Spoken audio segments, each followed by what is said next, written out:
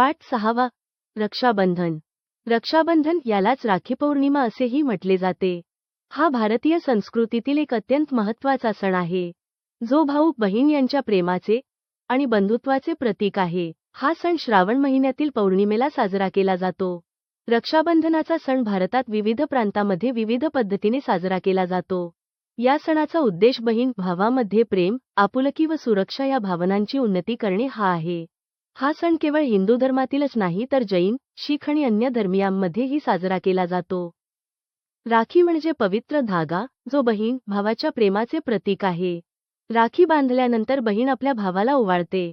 या विधीमुळे भावाचे व बहिणीचे नाते दृढ होते. तसेच भावाला दीर्घायुष्य लाभते. या सणाच्या निमित्ताने परिवारातील सर्व लहान मोठे सदस्य एकत्र येतात व हा सण साजरा करतात.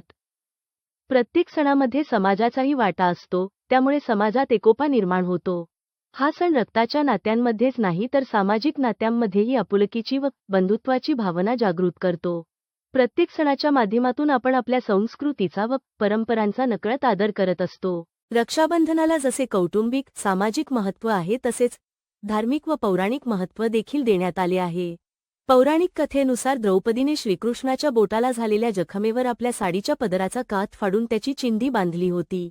त्यावेळी श्रीकृष्णाने द्रौपदीला वचन दिले की ते तिच्या रक्षणासाठी सदैव तिच्या पाठीशी उभे राहतील.